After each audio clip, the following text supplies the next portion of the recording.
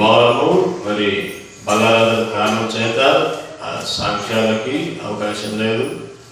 మనం next week అందరం సాక్ష్యాలు చెప్పుకుందామండి. ఎందుకంటే దేవుడు అందరి జీవితాలలో అద్భుతాలు ఆశ్చర్యకార్యాలు చేసి ఉన్నారు. ఈరోజు సాక్ష్యాలను కాస్త డిలే చేసేసి మనం వాటి ప్రవేశంలోనికి ప్రవేశిద్దాం. దేవునికి స్తోత్రం చేస్తాం. హల్లెలూయా. ఈ సమయంలో మనందరం కళ్ళు మూసుకున్నట్లయితే ప్రార్థన చేసుకొని దేవుని వాక్యాన్ని ధ్యానం చేసుకుందాం. స్తోత్రం స్తోత్రం స్తోత్రం స్తోత్రం స్తోత్రం. పరిశుద్ధుడైన తండ్రి, నీ ఘనమైన నామానికి స్తోత్రం.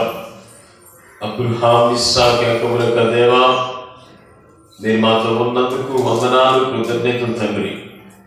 ఈ సమయంలో నీ ప్రజలతో మీరు మాట్లాడమని యేసయ్య నామములో అడుగుతున్నాం తండ్రి. ఆమేన్. హల్లెలూయా. సంతోషంగా ఒకసారి దేవునికి గట్టిగా స్తోత్రం చెల్లించండి. హల్లెలూయా.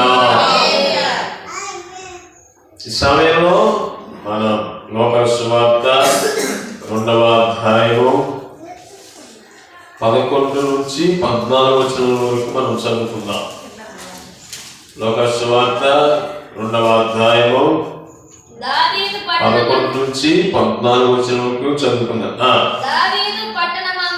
దావీదు పట్టణమునందు నేడు రక్షకుడు మీ కొరకు పుట్టి ఉన్నాడు. ఈయన ప్రభువైన క్రీస్తు. దానికిదే మీ కానువాలు. ఒక శిశువు పొత్తి గుడ్డలతో చుట్టబడి ఒక పొట్టులో పండుకొని ఉండుట మీరు చూచెదరని వారితో చెప్పెను.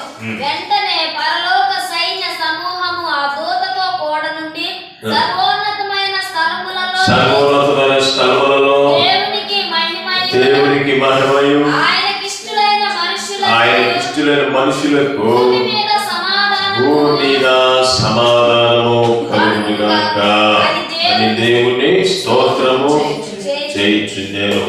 దేవుడు వేదభాగాన్ని ఆశీర్వదించుగాక. హల్లెలూయా. గతించిన వారము మనము క్రిస్మస్ అంశం మీదనే వాక్యము చెప్పుకుని ఉన్నాం.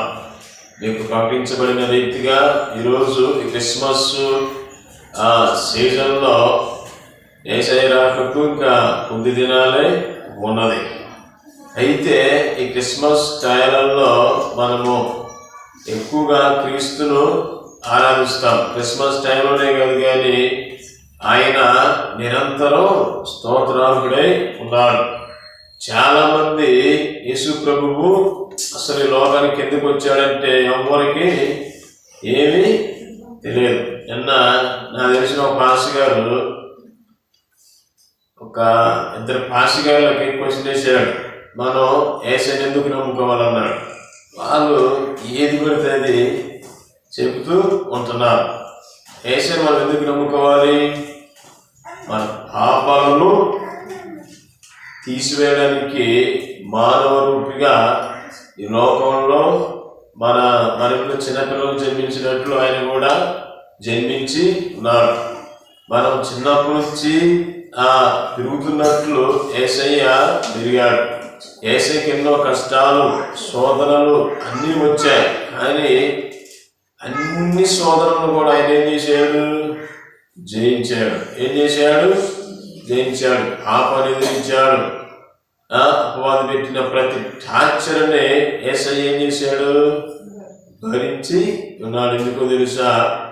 ఆయన మానవ రూపిగా ఉన్నాడు కానీ ఆయన వల్లే మనము జీవించాలి. అందుకని దేవుడు ఏమన్నాడు? నేను పరిశుద్ధుడైన ప్రకారము మీరు పరిశుద్ధులై ఉండుడని చెప్పినాడు. హల్లెలూయా. అయితే యేసుక్రీస్తు వారు ఈ లోకంలో ఎందుకు జన్మించాడంటే ఆయన మన పాపాలను తీసివేయడానికి ఈ లోకంలో ఆయన మానవ నరరూపధారుడిగా ఆయన ఈ లోకంలో ఉద్భవించి ఉన్నాడు. అయితే ఆయన జన్మించినప్పుడు ఈ లోకంలో చాలా అల్లకొల్లము కలవరంతలు పుట్టాయి. కానీ పరలోక దేవుని యొక్క సమూహంలో ఆ యొక్క దేవదూతలన్నీ కలిసి ఏమని కీర్తన పాడాయంట? సర్వోన్నతమైన స్థలములలో దేవునికి మహిమయు ఆయనకి ఇష్టమైన మనుషులకు భూమి మీద సమాధానము కలుగునుగాక. ఏం కలిగింది కాక మాట్లాడండి? సమాధానం, పీస్. ఈరోజు మనుషులందరికీ కావాల్సింది ఏంటి? సమాధానం కావాలి. సమాధానం లేని కారణం చేతనే కుటుంబం నాశనమైంది. సమాధానం లేని కారణం చేతనే సమాజం నాశనమైంది. సమాధానం లేని చేతనే దేశాలు గొడవలు అల్లకోలాలు అయిపోతాయి. మనిషికి కావాల్సింది డబ్బు, తిండి కాదు, కానీ ఈ డబ్బు, తిండి అనేది అవసరమే. కానీ వీటన్నిటికంటే మేలైనది ఏంటంటే సమాధానం. చెప్పండి ఏంటి? అప్పుల బాధలో ఉన్న వారికి తెలుసు. అప్పులు ఇండ్ల మీదకి వచ్చి గోల చేసి మనకి ఎలా ఉంటుంది? మనిషి శాంతిగా ఉంటుంది. అప్పులంతా దేవుడి దేవాలయానికి తీర్చేస్తే మీకు ఎలా ఉంటుంది? ప్రశాంతంగా హాయిగా నిద్రపోతూ జీవిస్తారు. అట్టనే ఈ లోకంలో భార్యాభర్తల మధ్య సమాధానము, కుటుంబాల మధ్య సమాధానం లేకుండా చేసేది ఎవరు? అపవాదైన సాతానుడు. కానీ దేవలోకంలో దేవదూతలు ఎవరిని గానం చేస్తున్నాయి? తనకిష్టమైన మనుషులకు భూమి మీద సమాధానము కలుగునుగాక. దేవునికి ఆయన అంటే మనందరం అంటే ఆయనకి ఇష్టమే. మనందరికి ఆయన ఏం కలగజేస్తున్నాడు? సమాధానము కలగజేస్తున్నాడు. దావీదు పట్టణమునందు నేడు రక్షకుడు మీ కొరకు పుట్టి ఉన్నాడు, ఈయన ప్రభువైన క్రీస్తు. అంటే ఈయన దేవుడై ఉన్నాడు. పాత నిబంధనలో ఆయన తండ్రి, కుమార, పరిశుద్ధాత్మ త్రియేక దేవుడై ఉన్నాడు.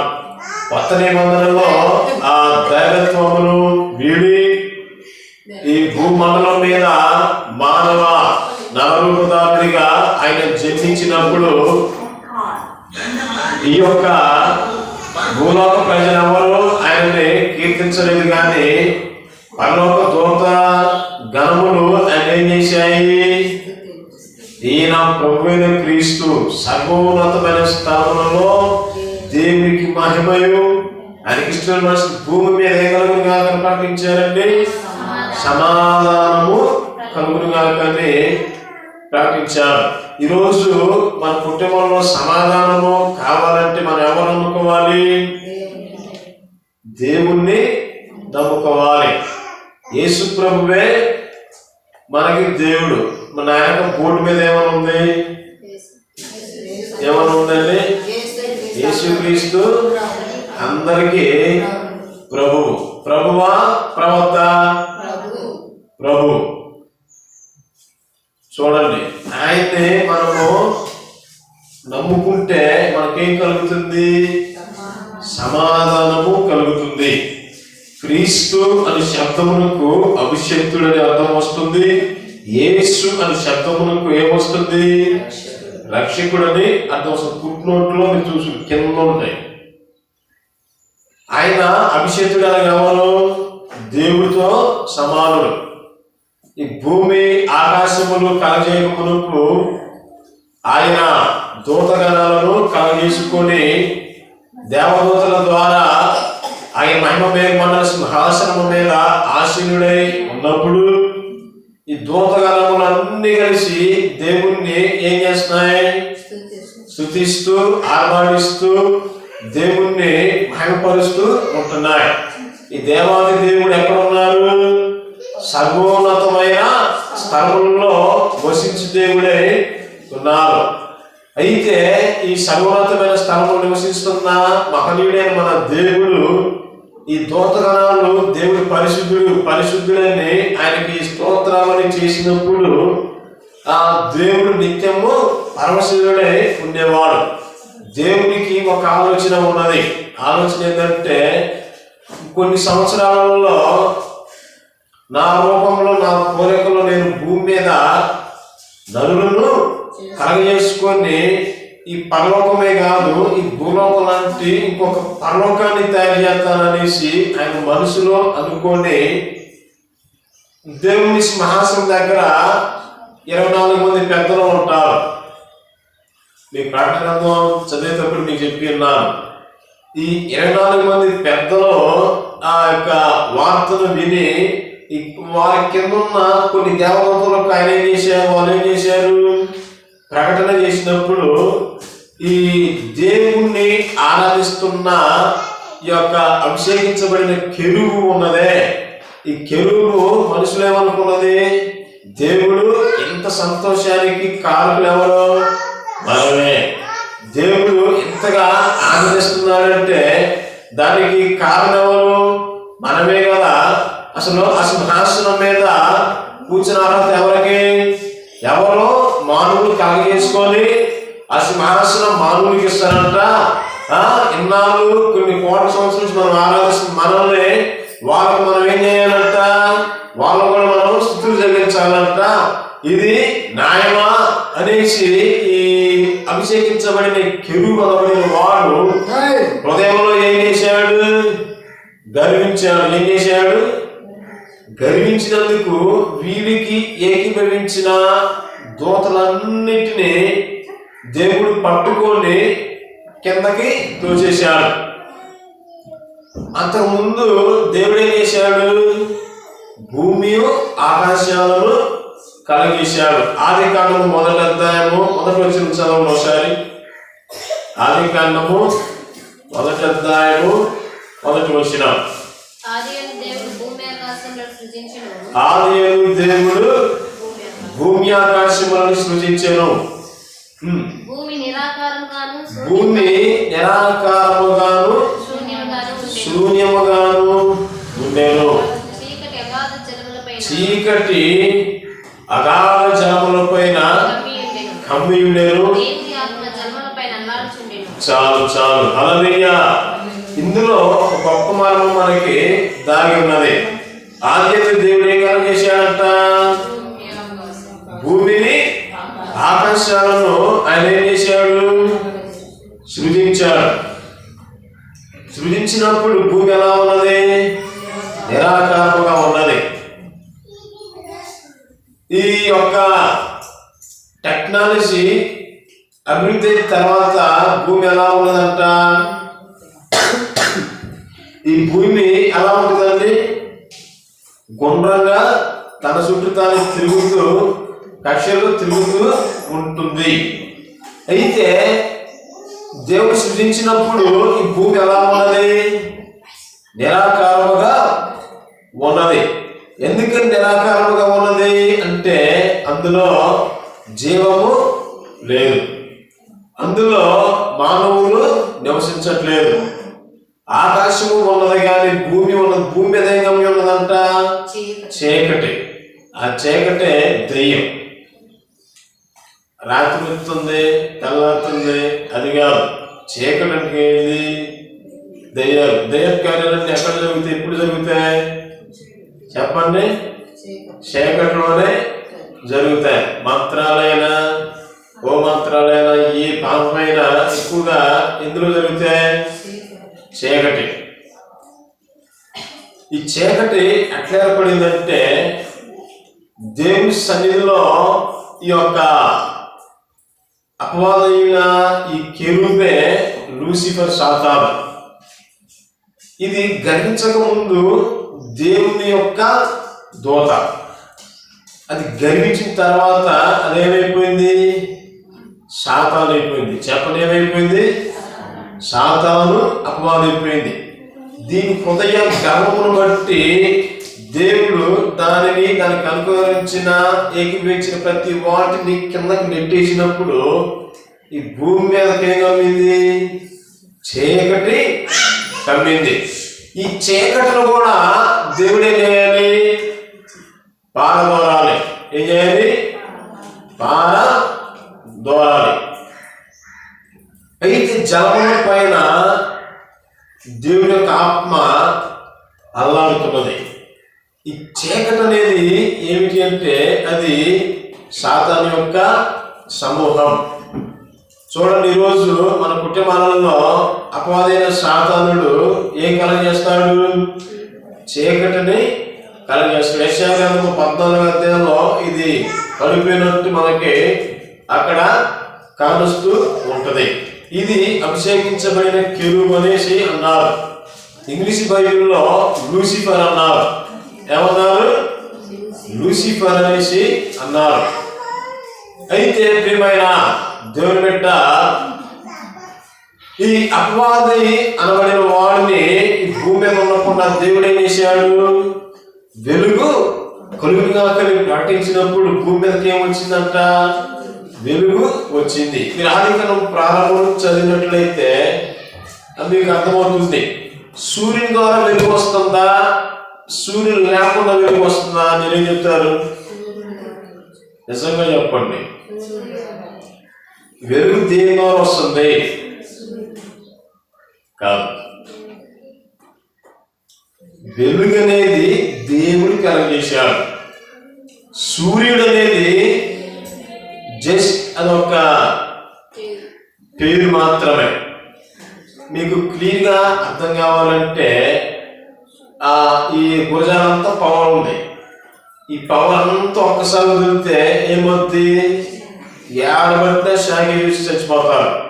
ఇల్లు పట్టుకున్న గోడ పట్టుకుని కరెంట్ వస్తుంది. దాన్ని కంట్రోల్ చేసేది ఏమిటి? ట్రాన్స్ఫార్మర్స్. ఏంటి? ట్రాన్స్ఫార్మ్. ఈ ట్రాన్స్ఫార్మ్ అనేది ఒక సూర్యుడే, అంతేగాని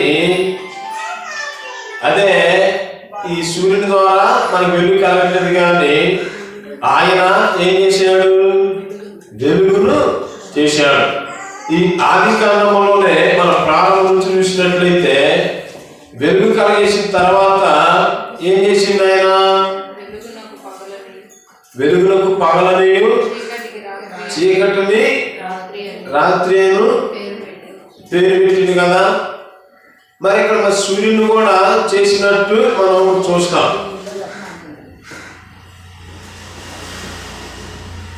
ఇక్కడ మనం చూసినట్లయితే చందమామని సూర్యుని దేవుడు చేస్తాడు. ఇక్కడ 15వ వచనంలో భూమి మీద వెలిగించుటకు అవి ఆకాశ విశాల నుండి జ్యోతులను గాకని పలికాను. ఆ ప్రకారం ఆయన దేవుడు ఆ 2 గొప్ప జ్యోతులను, అనగా పగటి నేరుటకు పెద్ద జ్యోతిని, రాత్రి నేరుటకు చిన్న జ్యోతిని, నక్షత్రములను చేసాను. అంటే పగలే వచ్చే జ్యోతి ఎవరు? జ్యోతి అంటే అమ్మాయి కాదు, మా భాషము కాదమ్మో, సూర్యుడు. యేసునత్తమే జయం. రాత్రి వచ్చేది చందమామ. అర్థమవుతుందా? అయితే ఈ వెలుగు ఏమిటంటే ఇది దేవుడు కలగజేసిన విశ్వం. హల్లెలూయా. ఈ వెలుగు ఏం చేసింది? చీకటిని ఏం చేస్తుంది? పారదోలుతుంది. హల్లెలూయా, హల్లెలూయా. ఈ వెలుగు ఎవరో కాదు, ఆయనే యేసు క్రీస్తు ప్రభువై ఉన్నాడు. హల్లెలూయా. లెమ్ము తేజము నీకు వెలుగు వచ్చినది. ఆ వెలుగు ఎవరో కాదు, యేసు ప్రభువే. అయితే ఆయన భూమి మీద సమస్త జీవరాశులని అన్నిటినీ కలగేసుకుంటూ పోతున్నప్పుడు మానవుల కోసం సమస్తం చేసి మానవునికి అనుగ్రహించి ఉన్నాడు. అనుగ్రహించి ఉన్నప్పుడు ఈ యొక్క చీకటి అనబడినది ఉన్నది కదా, అపవాదైన సాతాను.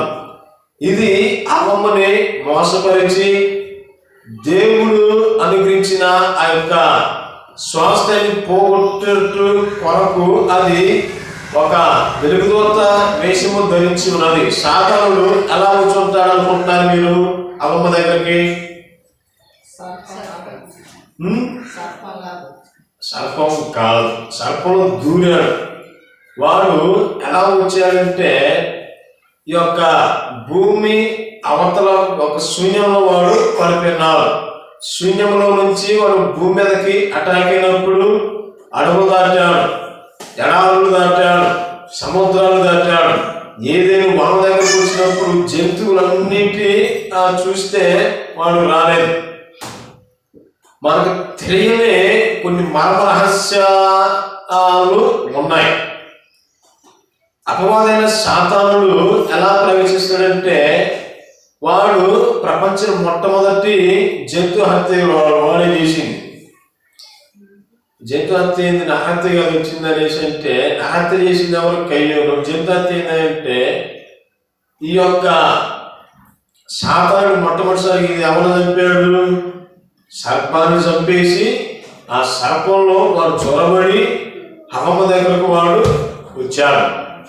హవమ్మతో ప్రేరేపించాడు. మాట్లాడిందా? ప్రేరేపించిందా? చెప్పండి, ఏమి చేశాడు? ఈ ఫలము తింటే దేవుడు మీరు చస్తారని అబద్ధం చెప్పాడు. చూడు, నాకు రెక్కలు చూడు ఎట్లున్నాయో, ఎగురుతున్నారు. పూర్వం పాములకి ఏమున్నాయంట? రెక్కలు ఉండేవి. చాలా మన బైబిల్లో ఇది సర్పం అనేసి అంటారు, కానీ ఇబ్రూస్ బైబిల్లో వీటిని లెవియథానుగా అంటారు. ఈ మధ్య భూమి మీదకి ఘట శాపం వచ్చింది కదా, పెద్దది, దానిగా వాళ్ళు పోల్చారు. అది ఎగురుతా ఉండేది అన్నమాట. అయితే దీన్ని చంపేసి తర్వాత ఏం చేశారు? దానికి జ్వరబడి దేవుడు సృష్టించిన మానవుడు ఏం చేశాడు?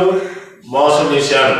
ట్రాప్ చేసి పడిపోయినప్పుడు ఈ మానవుడికి ఏం లేదు, ఆ సర్వోన్నతమైన స్థలంలో నివసించడానికి హక్కు కోల్పోయాడు. దేవునితో సమాధానము కోల్పోయాడు. ఈ సమాధానాన్ని అనుగ్రహించడానికి దేవుడైన యెహోవా ఏమి ప్రణాళిక రూపొందించాడు? అసలు దేవునికి మనం సృష్టించినప్పుడు పాప నష్టం తెలుసు, అదే లేదా? చెప్పండి, తెలుసా అదే లేదా? తెలుసు. తెలిసి మరి చేయటం ఎందుకు? తెలిసి మరి ఆయన ఎందుకు చేయటం? ఏమన్నా అడుగుతాను, చెప్పండి. ఎందుకంటే దేవుడు సమస్త విశ్వానికి మూలకర్త ఉన్నాడు. మానవుడు పడిపోతాడని తెలుసు, చెడిపోతాడని తెలుసు, బాబు ఎలా అవుతాడు కూడా ఆయనకు తెలుసు. ఎందుకంటే జగత్తి ఉత్పత్తి కాకముందే నేను నిన్ను ఎరిగి ఉన్నాను, తల్లి గర్భమందు పిన్నగా నేను నిన్ను చూచి ఉన్నాను. హల్లెలూయా. దేవుడు ఈ భూమిని ఆకాశాలను కలగజేసినప్పుడు అపవాదైన సాతానుడు కింద నెట్టబడ్డాడు. నెట్టబడ్డప్పుడు దేవునికి కొన్ని ఆలోచనలు వచ్చాయి. కొన్ని దోతలు మాట్లాడుతూ ఉన్నాయి. దేవా, మరి అపవాది లూసిఫర్ అనేవాడు కింద పడ్డాడు, మరి ఈ మానవుడు పాపం చేస్తాడు కదా, పాపం చేసిన మానవుడి పరిస్థితి ఏమిటి? వీడు గర్వించినందుకు వాడిని కటికలో త్రోసేసాం. మరి ఈ మానవుడు తప్పు చేస్తే పరిస్థితి ఏంటంటే, ఈ మానవుని తప్పు చేయటానికి వీల్లేదు. ఈ మానవుడు తప్పు చేసినా సరే నాతో నేను నా సింహాసనం మీదకి నేను ఈ పరలోకాన్ని వారికి స్వాస్థ్యముగా నేను ఇస్తానని దేవుడు వాగ్దానము చేస్తున్నాడు. అది ఏ విధంగా ఆయన నెరవేర్చాడు అంటే, తండ్రి కుమార పరిశుద్ధాత్మ త్రియేక దేవునిలో కుమారుడు యేసుక్రీస్తు ప్రభువు వారిని ఒక గొర్రె పిల్లగా ఆయన మార్చి, ఆ గొర్రె పిల్లను ఏం చేశాడు? ఆ దూతల ముందు కట్ చేశాడు. అర్థమవుతుందా? వధించబడిన దేవుని యొక్క గొర్రె పిల్లని ఆయనకి పేరు ఉన్నది. హల్లెలూయా. గొర్రె పిల్ల చేయబడి మన పాపాలు పోకముందే ఆయన ఏం చేయబడ్డాడు? పరమందు గొర్రె పిల్లగా మనందరి కోసం ఆయన రక్తాన్ని చిందించిన తర్వాత భూమికి పునాదులు వేసినప్పుడు, ఈ భూమికి పునాదులు వేసినప్పుడు దూతగణాలన్నీ ఏం చేశాయి? స్తుతులు పాడాయి. హల్లెలూయా. మనం కూడా ఇంటి గుమ్మాలు కట్టుకున్నప్పుడు మనం ఏం చేస్తాం? పాస్ గారిలో ఆ భాషను వినిపించుకొని ప్రార్థన చేస్తాయి. కొంతమంది అయితే హిందూ సంప్రదాయంలో కొబ్బరికాయలు పెట్టుకొని తిప్పుకుంటారు.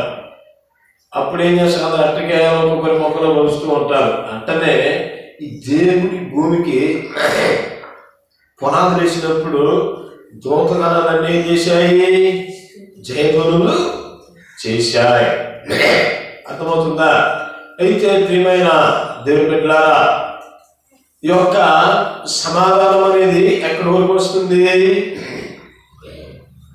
ఆదాము మొదలుకొని యేసుక్రీస్తు జన్మించేంత వరకు భూమి మీద సమాధానం అనేది లేదు. అంటే మానవునికి దేవునికి కనెక్షన్ ఏమైపోయింది, తెగిపోయింది. భూమి మీద ఆదాము కాలంలో అందరూ ఇంకా పాపం ద్వారా జన్మించిన వాళ్ళందరూ ఏమైపోయారు, ఒకరినొకరు పులుసుకుంటూ చంపుకుంటూ భూమి దుర్మార్గంగా మారిపోయింది. ఈ చీకటి అనేది ఉన్నదే, వాటి సైన్యాన్ని సమూహాలను మొత్తం ఈ భూమి మీదకి తీసుకుని వచ్చింది. భూమి మీద ప్రస్తుతానికి ఏ కార్యాలు జరుగుతున్నాయి? ఏ కార్యాలు జరుగుతున్నాయి అమ్మా? చీకటి కార్యాలు జరుగుతున్నాయి. చీకటి కార్యాలు జరుగుతున్నాయి. ఈ చీకటి కార్యాలు జరుగుతున్న ప్రమాకాలం వచ్చేసరికి భయంకరమైన పాపంతో ఉన్నప్పుడు దేవుడు మానవులందరినీ నాశనం చేశాడు. కానీ మానవులు అందరూ చనిపోయారు. కానీ ఈ దెయ్యాలు మాత్రం చావాలి. వాటికి చావులేదు. వాటి చావు ఎవరి చేతిలో ఉన్నది? దేవుని చేతిలో ఉన్నది. మరి ఎట్టొచ్చాయి అంటే మానవులని నాశనం చేయటమే. ఎందుకంటే సాతానుడికి వాటికి ఏర్పరచబడిన వాటికి నరకం సిద్ధంగా ఉన్నది. ఈ నరకాగ్నిలోనికి వీరు రావాలంటే వారు ఏం చేయాలి? మానవులు పాపం చేయాలి, బూతులు పెట్టాలి, అబద్ధాలు ఆడాలి, కొండలు చెప్పాలి. ఇతరులు బతుకుతుంటే వాళ్ళని తన మనసులో జీర్ణించుకుంటూ వస్తుంది. కొంతమంది హాయిగా బతుకుతుంటే వారలేదు. నాకు పాస్గా చెప్పారు, వాళ్ళు పెళ్ళైన కొత్తలో చాలా హ్యాపీగా అన్యోన్యతగా ఉంటే వాళ్ళు ఉంటున్న ఇల్లును కూడా వాళ్ళు ఏం చేశారు, వాళ్ళ యొక్క సంతోషానికి ఖాళీ చేపించేశారు. చూడండి, మీరు బాగుపడుతుంటే ఇతరులు వారలేరు. మన సంతోషంగా ఉంటే సాధారణ బిడ్డలు వారలేరు. అలాంటి దయ్యపు చేష్టలన్నీ అపవాది ప్రతి ఒక్క హృదయంలో పెట్టాయి. యేసునంతమే జయం. ఇంక దేవుణ్ణి ఏం ప్రార్థన చేస్తాం? గంట ప్రార్థన చేయాల్సింది 10 నిమిషాలే చేస్తాం. అవునా? చూడండి, దేవుని ఎట్లా పూర్తిగా భూమి అంతా చెడిపోతే జలాలతో ముంచి దేవుడు తుడిచిపెట్టేశాడు. కానీ ఒక్కరు నీతిమంతులుగా ఉన్నారు. ఆయన ఎవరు? నోవాహు. నోవాహును బట్టి మళ్ళీ భూమి ఏమైపోయింది? విస్తరించింది. ఈ నోవాహు కాలంలో నోవాహుకి 3 కొడుకులు. ఈ 3 కొడుకుల చిన్న కొడుకు పేరు ఏంటి? హాము. ఏ పేరు? ఈ హాముకి కూషు పుట్టాడు. ఈ కూషు ఒక ఆమెను పెళ్లి చేసుకున్నాడు. ఆవిడ పేరు సెమిరామిస్. ఏం పేరు? సెమిరామిస్. ఈ సెమిరామిస్ ఎక్కడ ఊడిపడిందంటే ఈ యొక్క బబులోను గ్రంథాలలో ఏమని ఉంటుందంటే చంద్రదేవత ఉంది కదా, ఈ చంద్రుడు వస్తాడు, చందమామ. ఈ చందమామల నుంచి ఊడిపడితే ఆవిడని కూసి పెళ్లి చేసుకుంటే ఆవిడకి ఈయనకి ఎవరు పుట్టారు? నిమ్రోదు పుట్టాడు. ఈ నిమ్రోదు పరాక్రమ వేటగాడు. అయితే ఈ వేటగాడు ఈ దయ్యపు శక్తులతో ఈ భూలోక ప్రజలందరినీ మైండ్ని గ్రిప్లో పెట్టుకొని ఏం చేశాడు? అందరినీ వారి వైపు ఆకర్షించుకొని విగ్రహాలను చేయడం ప్రారంభించాడు. భూమి మీద ఆ విగ్రహాలను మొదలైంది మన ఇండియాలో కాదు, ఇరాన్ దేశంలో. అర్థమవుతుందా? అయితే ఈ నిమ్రోదు బాబెల్ టవర్ని కట్టించాడు. బాబెల్ టవర్ని మొత్తం తారుమారు చేసి ఏమైంది? ప్రపంచంలో ఇన్ని వేల భాషలు ఉండడానికి కారణం ఏంటి? ఆ బాబేలు గోపురమే. అప్పుడు వాళ్ళందరినీ ప్రపంచవ్యాప్తంగా చల్లాచెదురు చేశాడు. అబ్రాము, ఇస్సాకు, యాకోబు వారి కాలం అయిపోయిన తర్వాత ఇశ్రాయేలు.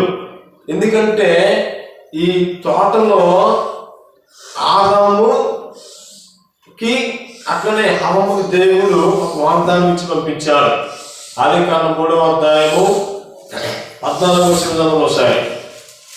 ముగించుకుందాం. ఆదికాండము 3వ అధ్యాయం 14. అందుకు దేవుడైన యెహోవా సర్పముతో నీవు దీన్ని చేసినందున పశువులన్నిటిలోను భూజంతువులన్నిటిలోను నీవు శపించబడిన దానివై నీ కడుపుతో ప్రాకుచు నీవు బ్రతుకు దినములన్నీ మందు తిమ్ము. మరియు నీకును స్త్రీకిని నీ సంతానానికి ఆమె సంతానానికి వైరము కలగజేస్తా. అర్థమవుతుందా?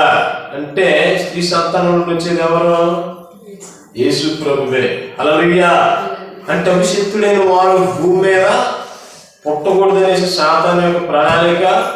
అభిషిక్తుడైన వాడు భూమి మీద పుట్టాలని దేవుని యొక్క ప్రణాళిక. అభిషిక్తుడు అనగా ఎవరు? యేసు క్రీస్తు. హల్లెలూయా. అర్థమవుతుందా?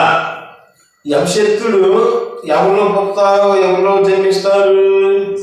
ఎవరైతే భూమి మీద నీతిమంతులుగా జీవిస్తారో, ఎవరైతే భూమి మీద పరిశుద్ధులుగా జీవిస్తారో వాళ్ళ గర్భాన జన్మిస్తారు. ఆదాముకి కయ్యను హేబేలు జన్మించాడు. హేబేలు అర్పణ దేవుడు మెచ్చుకున్నట్టు హేబేలు నుంచి ఈ యొక్క అభిషిక్తుడని వాడు వస్తే నన్ను చంపేస్తాడేమనేసి కయ్యూలో జొరబడి మంటలు చేపించాడు తమ్ముడిని. అవునా?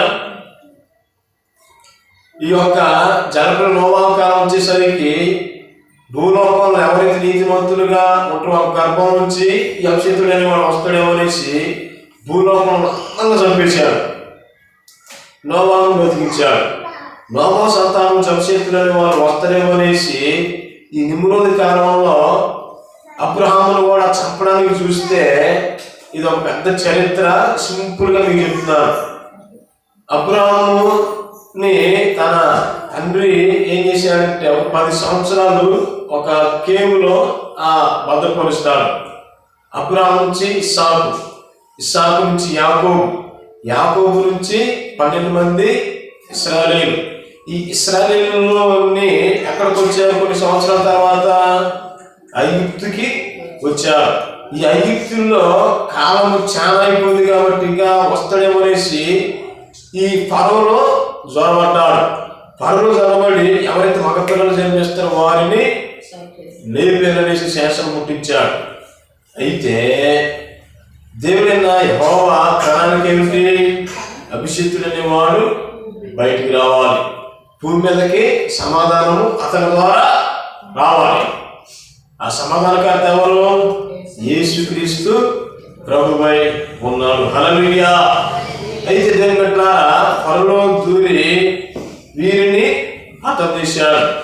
ఈ యొక్క మోషే వీరి కాలం అయిపోయిన తర్వాత న్యాయపోతులు యెహోవా చెడ్డతరము ఒకటి పుట్టింది. ఈ చెడ్డతరం అంతా నాశనం చేయడానికి మళ్ళా ఎవరు వచ్చారు? శత్రువుల్లో జొరబడి వచ్చారు. కీర్తన గ్రంథంలో ఉంటది, నీ అభిషక్తునికి విరోధముగా లోక ప్రజలందరూ లేచి నాశనం చేయడానికి వస్తున్నారనేసి దావీదు భక్తుడు ప్రవచనము ఎత్తుతాడు. అయితే ఇంకొన్ని సంవత్సరాల తర్వాత ఏం జరిగింది?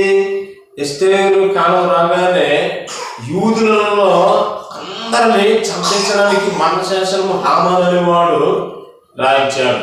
ఈ ఎస్తేరు కాలము అయిపోయిన తర్వాత ఎవరి కాలం వచ్చింది? మలాకి కాలం వచ్చింది. ఈ మలాకి నుంచి మత్తయి సువార్తకి మధ్యలో సుమారు ఎన్ని సంవత్సరాలు ఉన్నాయి? 435 సంవత్సరాలు ఉన్నాయి. వీటిని చీకటి కాలం అన్నారు. ఏ కాలం అన్నారు? ఇది మన బైబిల్లో ఉండదు. రోమన్ క్యాథలిక్ బైబిల్లో అయితే చరిత్ర మొత్తం ఉంటది. అది నేను చదివి ఉన్నాను. మీకు కూడా కావాలంటే చర్చిలు బైబిల్స్ ఉంటాయి, అవి చదవండి. చరిత్ర తెలుసుకున్నప్పుడు దేవుడు మనందరితో మాట్లాడుతూ ఉంటారు. హల్లెలూయా. ఆయన వాక్యము మనకి హృదయంలోనికి మన కళ్ళలోకి వచ్చినప్పుడు మనలో ఉన్న శరీర బలహీనతలన్నీ, రోగలన్నీ ఏమైపోతాయి? తొలగిపోతూ ఉంటాయి. ఆ తర్వాత అభిషేక్తుడైన దేవుడు కన్యమరి గర్భాన జన్మించినప్పుడు ఈ యొక్క కీర్తనలో పాడారు. ఏమని?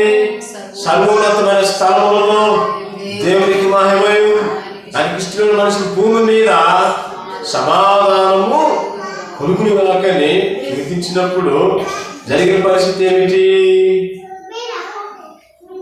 అందరూ ఆయన పూజించడానికి వచ్చారు, కానీ ఒక్కడ మాత్రం పంపించారు. ఎవరో? హేరోదు. ఈ హేరోదులో సాతానుడు జ్వరపడ్డాడు. అభిషేకుడైన వాడు పుట్టాడు కాబట్టి చంపించమని శాసనాలు రాపిస్తే ఈ అభిషేకుడైన వాడిని ఎవరు కాపాడారు? మరియమ్మ, యేసేపు కాపాడి ఐగుప్తు దేశానికి వారు వెళ్ళారు. యేసయ్య పెరిగి పెద్దవాడైనప్పుడు సమాజ అధికారంలో దూరి యేసయ్య రాత కొట్టి చంపాలని చూశారు. యేసయ్య ఏం చేశారు? తప్పించుకొని వెళ్ళాడు. ఆయన కాలం వచ్చింది. ఆ కాలము ఏమిటి అంటే, ఆయన కాలము ఏమిటి అంటే తనకు తానే శిలవకు అప్పగించుకోవాలి. ఇంక అపవాది కాలము తక్కువే ఉన్నది. గెచ్చమిన తోటలు చంపడానికి ఇస్కరియోతు యోధాలు జ్వరబడి దాదాపు 1250 మంది సైనికులతో పోగేసుకుని లేపేయడానికి వచ్చింది. ఎందుకు? ఆయన శిల ఎక్కకూడదు. అర్థమవుతుందా? ఆయన శిలవెక్కినట్లయితే తలక ఏమైపోద్ది? నరికివేయబడింది. ఈయన శిలవెక్కితే ఏమైపోద్ది? దీనికి పరలోక రంగ ప్రవేశం ఆగిపోయింది. ఈ శిల లేకపోకుండా మధ్యలోనే దేవుణ్ణి లేపేయడానికి టార్గెట్. దేవుడు ఎట్ట కాపాడుకుంటూ వచ్చిందో తెలుసా? మీరు మీషోలో కానీ అమెజాన్లో కానీ ఎంతమంది ఆర్డర్ చేస్తారో? నేను మీషోలో ఆర్డర్ పెట్టుకోండి. మేము ఇలా ఆర్డర్ చేస్తే ఒక 7 రోజులకో ఒక 10 రోజులకో వస్తుంది.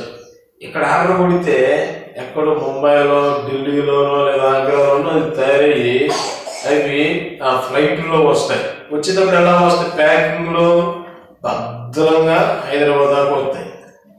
హైదరాబాద్ నుంచి అటు విజయవాడ దాకా వస్తాయి. విజయవాడ నుంచి గుంటూరు, గుంటూరు నుంచి దాచపల్లి, దాచపల్లి నుంచి గురజాల. సార్ పార్సల్ వచ్చింది సార్ అని అయినప్పుడు వాడు తీసేస్తాడా? పెట్లో పెట్టేస్తాడా? ఎట్టేస్తారు? చెప్పరు ఏంటండి? ఎట్టేస్తారు? ప్యాకింగ్ చేసి చక్కగా మనకి ఇస్తారు. అందులో ఐటమ్ ఎందుకని చక్కగా ఇస్తారంటే అది కదలకుండా, పాడైపోకుండా ఇస్తాడు. అందుకని అభిషేక్తుడైన దైవకుమారుని కాపాడడానికి దేవుడు ఉన్నాడు. హల్లెలూయా. ఇశ్రాయేలును కాపాడువాడు కొనకుడు నిద్ర పోడు. మనం నిద్రపోతాం, మన దేవుడు నిద్రపోయేవాడు కాదు. ఆయన కాపాడిన దేవుడు నిరంతరం మన అందరినీ ఏం చేస్తున్నాడు? కాపాడుతూ ఉన్నాడు. ఎందుకని? భూమి మీదకి సమాధానాన్ని కలగా చేయడానికి. హల్లెలూయా. ఇది చెప్పడానికి ఇదంతా చెప్పాల్సి వచ్చింది. యేసురక్తమే జయం. అయితే ఈ అభిషేక్తుడైన వారిని చంపడానికి ఎంతమంది కావాలి? 1200 మందిని అపవాది పోగేసుకుని వస్తే దేవుడు ఏం చేశాడు? కాలిపోయాడా? ఇంకో సమయం అయిపోయింది. నువ్వు నన్ను చంపడం కాదురా, నేనే శిలవను ఎక్కకపోతున్నా అనేసి తనకు తాను అప్పగించుకున్నాడు. దెబ్బకి మెంటలు వచ్చేసి కింద పడిపోయాడు. ఆయన కొట్టి ఆ హింస పెట్టి చచ్చిపోతాను అనుకుంటే ఆయన చనిపోవాలి. ఎందుకని? ఎక్కడ పోవాలి? శిలవను ఎక్కాలి. శిలవలో తన ప్రాణాన్ని విడిచినప్పుడే భూమి మీదకి ఏం కలుగుతుంది? సమాధానము కలుగుతుంది. సమాధానం ఎందుకు కలగట్లేదంటే మనం మానవ నరమాత్రులం. చూపు ద్వారా, కంటి ద్వారా ఏదో ఒక రీతికి మనం పాపాలు చేస్తాం. మనం పాపాలు చేసినప్పుడు, మనం తిట్టినప్పుడు, మనం కొట్టినప్పుడు, మనం దూషించినప్పుడు, ఇదిగో నీ రూపంలో నువ్వు చేసినవు కదా, నీ కొడుకులది పలానామ తిట్టింది, ఇదిగో నీ కూతురు పలానామను దూషించింది, పలానామ బతుకుతుంటే వాళ్ళవుతున్నావా, నేనేదో హృదయంలో గర్వించినందుకే నన్ను కిందగా నెట్టా, మరి ఆమె ఇంటి దడుతుంది దాని లెక్క ఎదుగుతుంది కదా అనేసి నెపాలేస్తుంది. ప్రకటన గ్రంథం 12 మీరు చదివితే వాడు కింద పడిపోయి మరి ఎక్కువగా నిందిస్తున్నాడు. ఈ శిరమరణము ఆయన ఎక్కినప్పుడు పరలోకంలో పెద్ద యుద్ధము జరిగింది. ఆ యుద్ధంలో అది ఓడిపోయి భూమి మీద పడిపోయి వాళ్ళల్లో జ్వరపడేమని ఉంది, నువ్వు దేవుని కుమారుడు, నువ్వు దిగు అనేసి భయంకరమైన పూజలు పెట్టారు. అయితే ఆ దేవాది దేవుడు ఎప్పుడైతే తన ప్రాణాన్ని సమర్పించాడో భూమి మీదకి సమాధానము వచ్చింది. హల్లెలూయా. ఇప్పుడు ఆ సమాధానం మన హృదయంలో కావాలంటే మనం ఏం చేయాలి? యేసయ్యను మీరు తెలుసుకోవాలి. ఈ అభిషక్తుడికి విరోధముగా ఎవరైతే ఉంటారో వారి హృదయంలో సమాధానం ఉండదు. క్రిస్మస్ రోజు అందరూ కొత్త బట్టలు గెట్ట బట్టలు వేసుకుని మొత్తం జాతరలు చేస్తారు. పోయిన సంవత్సరం నేను చూసే తెల్లవారుజామున ఒక బ్యాచ్ పిల్ల బ్యాచ్ హ్యాపీ క్రిస్మస్ అనుకుంటూ చిల్లంటే డబ్బులు అనుకుని మందు తాగాను. నిజం, అలాంటి వాళ్ళు తీయరు. చర్చి తరపు ఎవరైతే వస్తారో వారికి, మీకు ఎవరైతే మంచిగా దైవజనం అనిపిస్తారో వారికి మీరు ప్రార్థన చేయించుకోండి, మీ కానుక వారికి ఇవ్వండి. అంతేగాని చిల్లరగాళ్ళకి ఎలాంటి వాళ్ళకి ఎవరికి ఇవ్వదు. నిజమైన క్రిస్మస్ ఎప్పుడు వస్తుందో తెలుసా? గుండెల్లో యేసుక్రీస్తు ఉదయించినప్పుడే ఆ సమాధానము మనకి వస్తుంది. ఆ సమాధానం నీకుంటే నీకు అప్పుడు రాడు, అనారోగ్యం ఇంటికి రాదు, నీ ఇంటికి లేమి కలిగి ఏది ఉండదు. ఎంతమందికి సమాధానం కావాలి? ఆ సమాధానం యేసుక్రీస్తు ప్రభువే. హల్లెలూయా. ఆ యేసుక్రీస్తు ప్రభుని ఎప్పుడైతే నువ్వు నీ హృదయంలో చేర్చుకుంటావో నీకు నెమ్మది, ఆనందం, సమాధానము, సంతోషం అన్నీ ఆ దైవ కుమారుడు నీకు అనుగ్రహిస్తాడు. మనం ఎందుకని దీవించబడట్లేదు? హైందవ సోదరులు చాలా దీవించబడతారు కదా, వాళ్ళ మనకు లెక్కలేదంటే వాళ్ళకి దేవునిమయం ఉంటారు. ఫస్ట్ ఆఫ్ ఆల్ నేను ఎక్కువ చెప్తున్నా, మనకి దేవునిమయం ఉండదు. మనకు దేవుడు తెలుసు, దైవం తెలుసు. దేవుడు తెలుసు, అందుకే మనం దీవించబడం. నా ప్రాణం ఉంటాయి, వాళ్ళు దీవించబడినట్టు మేము కూడా దీవించబడాలి. మనం దీవించబడాలి అవుతా? దీవించబడాలి మనం ఏం చేయాలి? దేవునికి అభిషేక్తుడికి విరోధముగా మనం ఉండకుండా అభిషేక్తుడికి మన హృదయాన్ని సమర్పించినట్లయితే ఆ సమాధానం ఆయన మనకి అనుగ్రహిస్తాడు. హల్లెలూయా. మీకు మీ కుటుంబాలకు సమాధానం కలుగునుగాక. ఆమేన్, ఆమేన్, ఆమేన్. హల్లెలూయా.